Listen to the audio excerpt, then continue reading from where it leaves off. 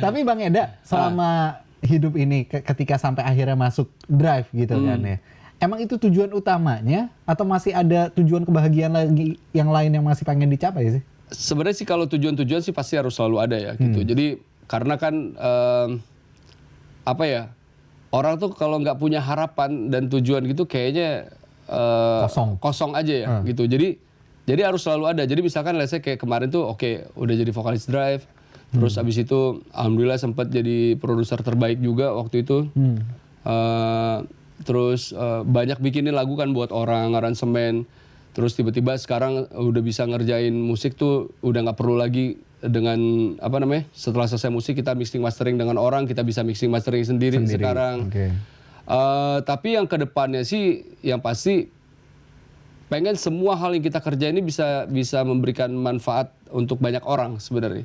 Jadi bukan cuma keuntungan buat diri kita sendiri, tapi hasil yang kita at least gini, mungkin kita nggak bisa memberikan secara materi ke orang, tapi kita bisa memberikan ada pelajaran moral di dalam karya-karya yang kita bikin, gitu. Itu satu. Ada nilainya, ada value-nya. Ada value-nya. Nah, ini kan kita berbicara secara dunia ya gitu. Terus tujuan lagi pengen punya pesantren sih sebenarnya. Wah, subhanallah. Pengennya gitu, karena kan kita dulunya bandel nih, ya gak? Kita pengen punya pesantren nih tahfiz Quran. Jadi paling nggak nih buat nyimbangin bandalan kita zaman dulu. Obatnya lah. Obatnya, penawarnya bener, gitu. Bener.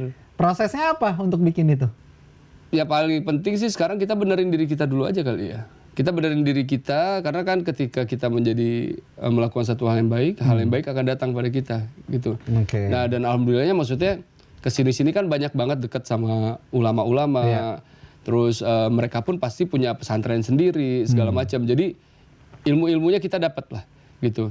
Jadi kepikiran bikin pesantren itu karena dekat sama ulama itu? Udah dari dulu sebenarnya. Udah dari dulu? Udah dari dulu kepengen punya gitu, kepengen karena punya. Karena apa? Ya karena dunia bukan tujuan.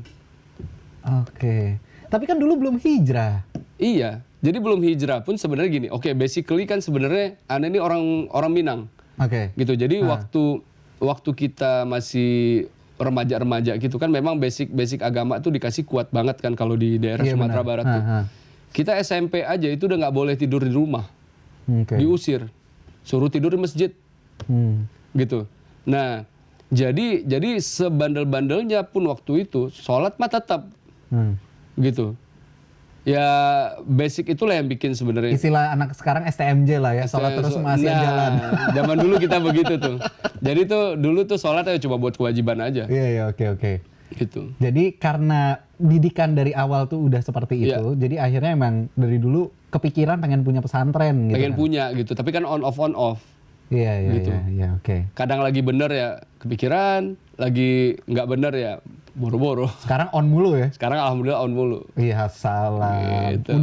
Udah mulai proses kayak nyari tanah atau apa gitu loh. Ya, insya Allah mudah-mudahan ya, doain aja deh. Amin. Sebenarnya saat ini sih udah ada bareng sama salah satu guru kita juga gitu. Tapi di daerah Serang kita lagi proses. Banten sana. Lagi proses. Oke. Doain ya. Amin. Insya Allah. Niat baik mah harus kita amin. Kita amin aja dapat pahala loh. Iya benar. Ini pahala jariah namanya kalau kayak begini kan. Benar banget. Dan akhirnya Bang Eda kan memutuskan untuk keluar dari Drive. Dari Drive, ya. Iya kan. Itu memutuskan keluar tuh karena apa? Karena udah kepikiran hijrah mau benerin hidup atau? Enggak sih sebenarnya. Jadi waktu itu belum kepikiran hal-hal yang seperti itu gitu. Jadi sebenarnya kan poinnya di dalam satu kapal itu kan nggak boleh ada dua nahkoda. Gitu. Nah jadi waktu itu leadernya ada dua gitu. Nah kita nih sebelum masuk Drive di band-band yang sebelumnya udah ngelit gitu.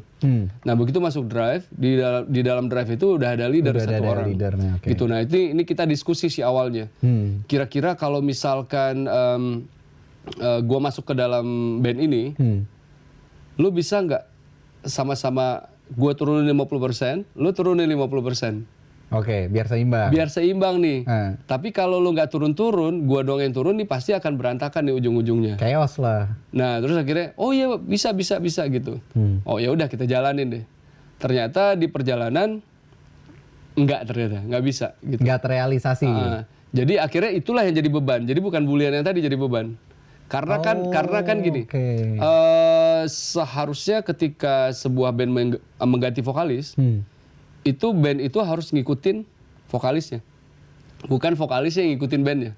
Oke. Nah, tapi yang terjadi pada waktu itu malah sebaliknya. Nggak salah sebenarnya mereka. Kenapa? Karena mereka udah proses rekaman waktu itu dengan Anji kan. Iya. Gitu. Dan ketika rekaman diulang lagi pasti butuh biaya yang sangat banyak.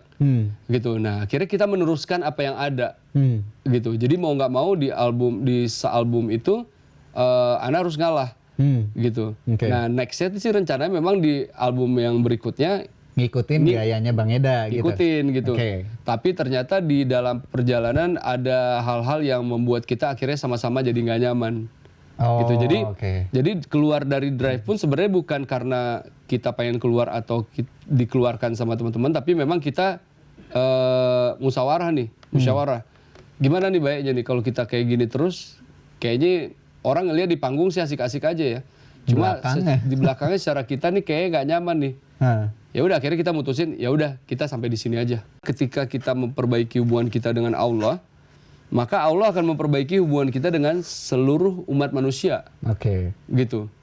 Terus ketika kita memperbaiki sholat kita, maka sholat kita akan memperbaiki seluruh kehidupan kita. Thalatha Itsnan Wahid. Wassalamualaikum warahmatullahi wabarakatuh.